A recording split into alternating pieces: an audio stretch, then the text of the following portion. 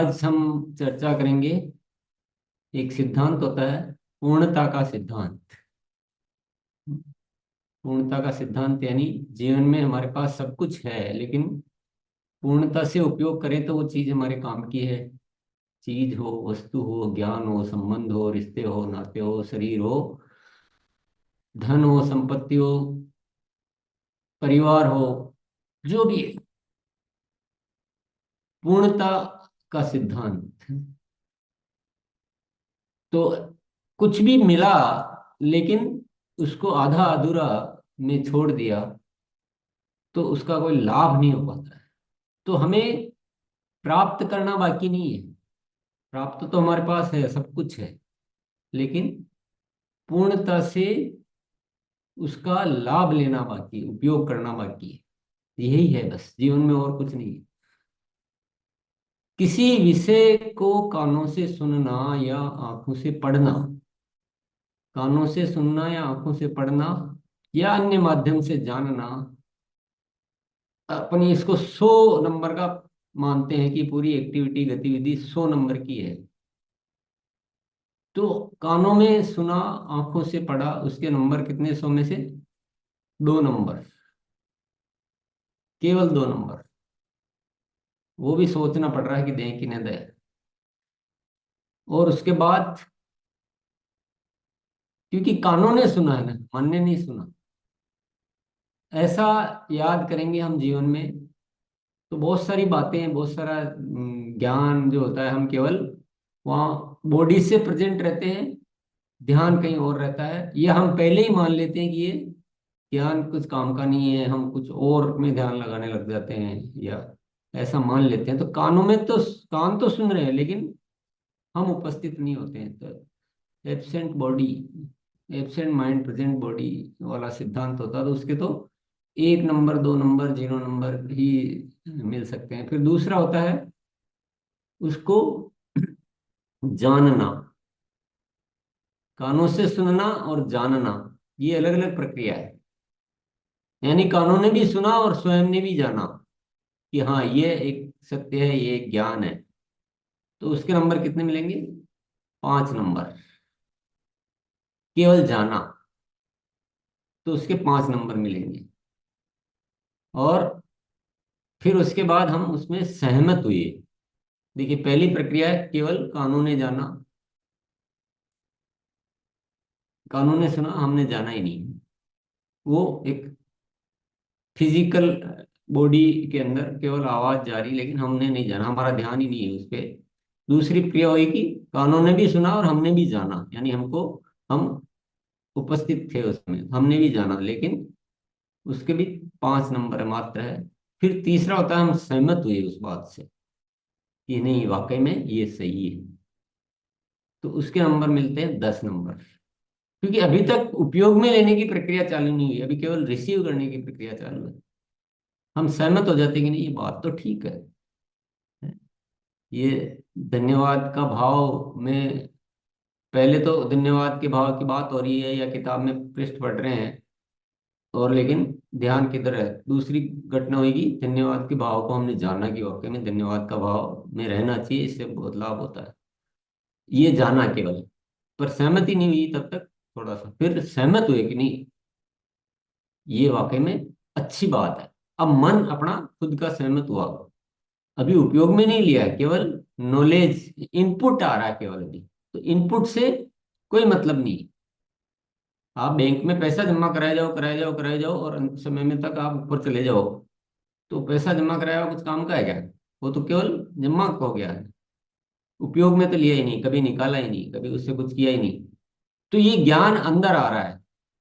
पहली क्रिया, दूसरी क्रिया, तीसरी क्रिया सहमत होना, और चौथा होता है आचरण में लाना। पर कब? जब कोई दूसरा याद दिलाए। स्वयं को याद नहीं रहता है। जैसे कि 21 सुनहरे नियम मान लीजिए। तो पहली बार कानों ने सुना, ध्यान इधर उधर था, तब तक कुछ नहीं। दूसरी बार सुना तो थोड़ा ध्यान भी था, थोड़े, पर सहमत नहीं हो पा रहा था मन। बोले ये तो हो ही नहीं पाएगा, ये ऐसे कोई होता थोड़ी है। तो उसका भी कोई मतलब नहीं निकला है। थोड़ा सा ज्ञान तो है, पर तीसरी बार कुछ सहमत मन अब के रेडी हुआ कि नहीं, ये बहुत बढ़िया चीज है, ये अभी मन कन्विंस हो गया, सहमत हो गया, तो थोड़ा सा कुछ आगे बढ़े, 10 नंबर मिले उसके। पर अब उसको आचरण में, यानी उस पर काम करने लगे, लेकिन कब करते हैं, जब वापस याद दिलाया जाता है। अगर याद नहीं दिलाया जाए तो थोड़े दिनों में भूल भाल जाते हैं। तो उसके कितने नंबर लेना चाहोगे? हैं? 10 नंबर और ले लो उसके। और फिर अगली स्टेज आती है कि सहमत भी हो गए, आचरण में भी आ गया, अब याद किसी को दिलाने की जरूरत नहीं है। अब कोई याद दिलाए या न दिलाए, खुद के आचरण में वो बना रहता है। तो उसके कितने नंबर लोगे? उसके 20 नंबर, स्वयं से। पर अभी पूर्णता अभी भी नहीं आई है, पूर्णता नहीं आई अभी, अभी केवल जितना जाना, उसमें से जितना हो पाया उतना किया। कर तो रहे हैं, याद दिलाने की भी जरूरत नहीं, पर जितना जाना उसमें से जितना हो पाया वो कर लिया। तो ये 20 नंबर हो गए। लेकिन इसकी अगली स्टेज है, उस पे एक खोजी बन जाना, अनुसंधान करता बन जाना। क्योंकि बाहर से तो मिला जो इशारा तक था, अब आपने 21 नियम में से चार, दो चार पे कर लिया है, कुछ पे नहीं किया, कुछ पे आधा अधूरा किया, अपने को ऐसा मान लिया कि मेरे से इससे इतना ही होता है, इससे ज्यादा हो नहीं पाता है, ऐसा कुछ मान्यता बना ली। तो पूर्णता तो नहीं आई ना। पूर्णता कब आएगी? जब उस पे रिसर्चर बनेंगे, अनुसंधानकर्ता बनेंगे, और एक एक नियम का क्यों, ये नियम क्यों है, ये 3 दिन में मुलाकात का नियम क्यों है, ये 3 दिन में समूह की शुरुआत हो जानी चाहिए नए साथी की, ये क्यों है, पहले दिन से उसको साथ में रखना ये क्यों है, उस क्यों को समझना और उस पर रिसर्च करना, इसके नंबर है सबसे ज्यादा। अभी तक जितने भी नंबर थे उसमें सबसे ज्यादा नंबर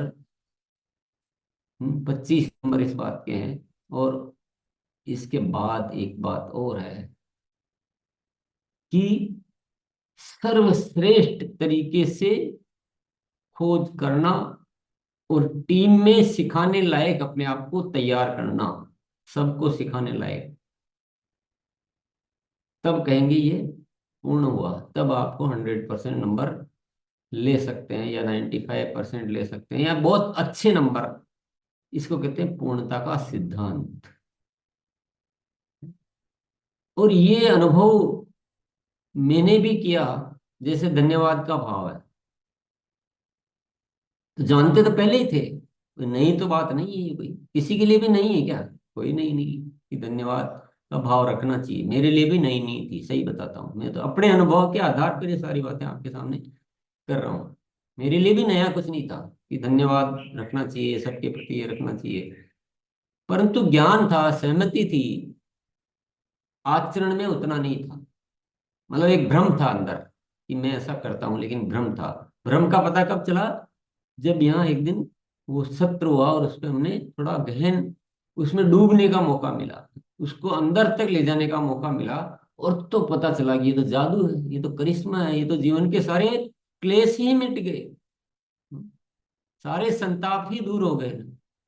तो जब उसमें गहरे में गए तो पता चला, फिर वो आचरण में आना शुरू हुआ।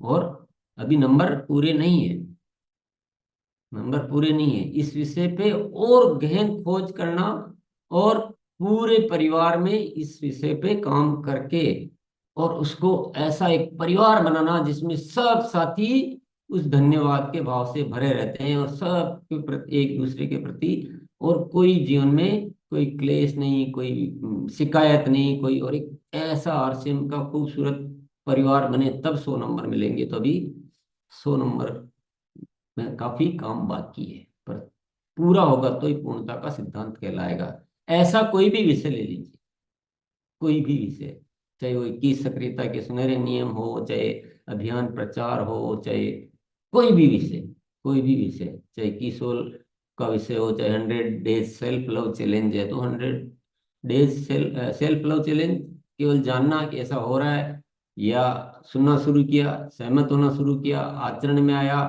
बिना याद कराया आया, और फिर उसमें रहस्य में जाना, उसमें अनुसंधान करना, और उस एक एक विषय, जो ये 100 डेज में जो बात हो रही है, एक एक विषय इतना पावरफुल है कि जिंदगी को एकदम बदल सकता है।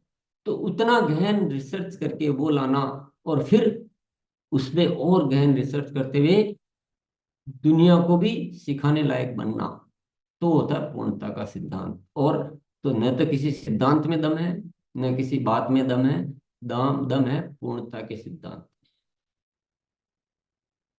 तो हम सब क्या करेंगे, हर विषय को पूर्णता तक ले जाएंगे। और इसमें वो दोस्त बड़ा काम का है, जिसका नाम है क्यों।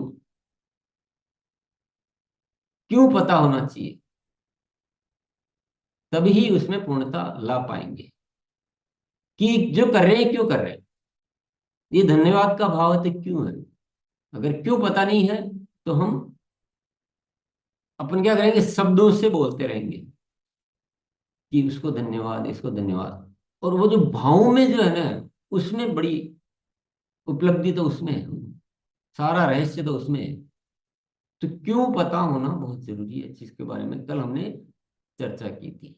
और आज हमने ये पूर्णता का सिद्धांत के बारे में जाना। तो ये सारा जानने का विषय है क्या। अगर आपने सुना ही नहीं ध्यान से, तो आपको नंबर मिलेंगे 1 नंबर, आधा नंबर, 2 नंबर। आपने सुना तो आपको मिलेंगे 5 नंबर। आप सहमत हुए तो आपको मिलेंगे 10 नंबर। आपके आचरण में आएगा तो मिलेंगे 20 नंबर। तो आप अब अपना मूल्यांकन करना बहुत जरूरी है। तो मेन बात क्या है कि जीवन में कुछ बाकी नहीं है, सब कुछ है हमारे पास। केवल ये कुछ जो बेसिक सिद्धांत है, क्यों दोस्त को नहीं भूलना है, और पूर्णता के सिद्धांत पे कार्य करना, सब कुछ हो सकता है। सब कुछ, नए भारत का निर्माण नहीं हो सकता, ये सत्य नहीं है। पूर्णता के सिद्धांत के बिना नहीं हो सकता, सत्य ये है।